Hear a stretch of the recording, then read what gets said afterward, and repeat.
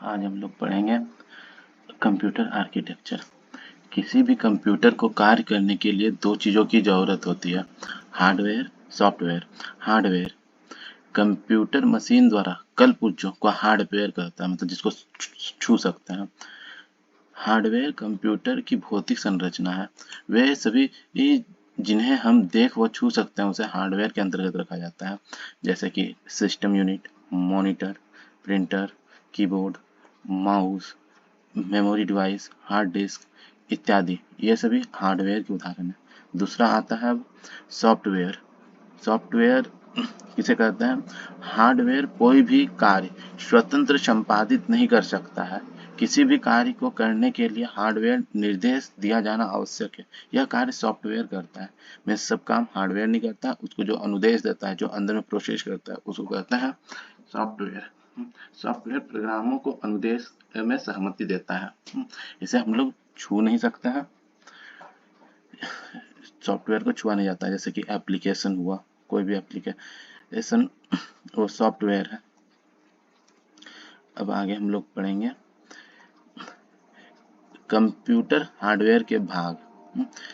कार्य पद्धति के आधार पर कंप्यूटर हार्डवेयर को निम्नलिखित भागों में बांटा जा सकता है: इनपुट यूनिट, भंडार unit, system unit, motherboard, central processing unit, प्राथमिक या द्वितीयक मुख्य मेमोरी, आउटपुट यूनिट। ये सभी है हार्डवेयर के भाग। इनपुट डिवाइस डाटा, प्रोग्राम, अनुदेश और निर्देश को कंप्यूटर में डालने के लिए प्रयोग किए जाने वाले विद्युत यंत्र को इनपुट कहते हैं, मतलब जो डाटा को अंदर डालता है उसको कहते हैं इनपुट।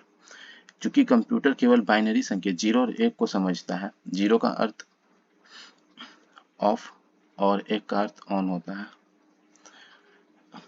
अतः सभी इनपुट डिवाइस इनपुट इंटरफेस करने का कार्य करता है बाइनरी में। इनपुट डिवाइस के कुछ उदाहरण: इनपुट जिससे हम लोग सूचना अंदर देते हैं, कीबोर्ड, माउस, जॉयस्टिक, प्रकाशिक pen, scanner, barcode reader, MICR, punch card reader, ये सबसे हम लोग इंफॉर्मेशन अंदर देते हैं। भंडार यूनिट जिसको हम लोग मेमोरी कहते हैं, स्टोरेज यूनिट, इसमें सभी जो इंफॉर्मेशन मिलता है, सूचना मिलता है, उसको जमा किया जाता है।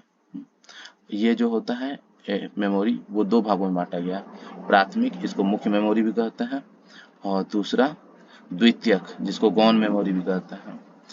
यह कंप्यूटर सिस्टम यूनिट के अंदर स्थित इलेक्ट्रिक मेमोरी है। प्राथमिक मेमोरी अंदर ही रहता है।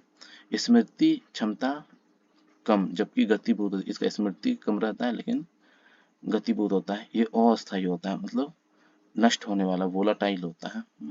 कंप्यूटर को ऑफ करने पर सूचना भी समाप्त हो जाता है, मतलब जब तक कंप्यूटर है तब तक सूचना है। इसका उदाहरण में जो कि अंदर लगा होता है, ये सेमीकंडक्टर का बना होता है।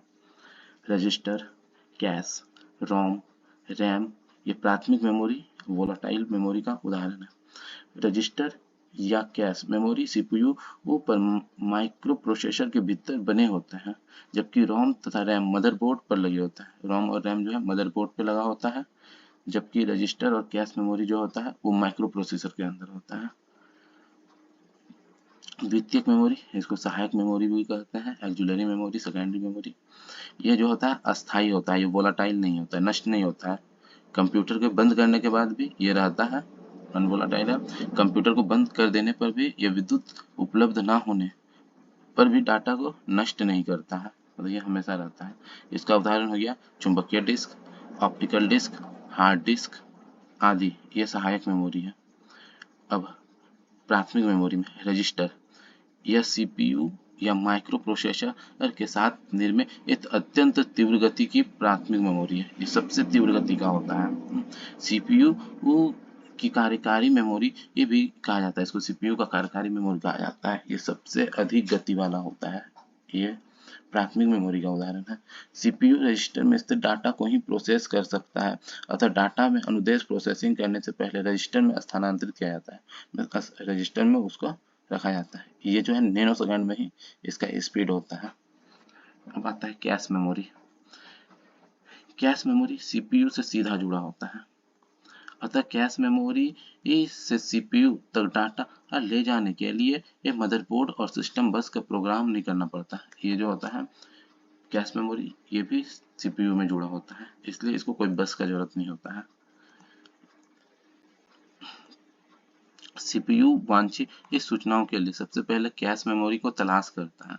अगर वांछित सूचना कैश मेमोरी में नहीं है, मिलती है, तो उसे रोम या रैम में खोजा जाता है, पहले कैश मेमोरी में, और रजिस्टर उससे भी स्पीड होता है। रैम रैम एक सेमीकंडक्टर मेमोरी चिप है जिसे मदरबोर्ड पर बनी मेमोरी स्लॉट में लगाया जाता है। इसको मदरबोर्ड में लगाया जाता है। यह एक अस्थायी प्राथमिक मेमोरी है। इसमें डाटा को एक्सेस टाइम डाटा की भौतिक स्थिति पर निर्भर नहीं करता, इसकी गति तीव्र होती है। रोम रोम एक सेमीकंडक्टर मेमोरी है जिसे कंप्यूटर मदरबोर्ड पर निर्माता कंपनी के द्वारा स्थापित किया जाता है। रोम को जो कंपनी होता है वही लगाता है। ये नॉन वोलाटाइल होता है। रैम जो होता है वो वोलाटाइल होता है, नष्ट होने वाला होता है, जबकि रोम नष्ट होने वाला नहीं होता है। रोम रोम में कंप्यूटर को स्टार्ट करने के लिए आवश्यक सॉफ्टवेयर स्टोर किया जाता है। रोम में ही जितना सॉफ्टवेयर होता है, व्हाट्सएप हुआ, पेंट हुआ, सब इसी में रहता है, रोम में। अब दूसरा दिन इसमें पढ़ेंगे।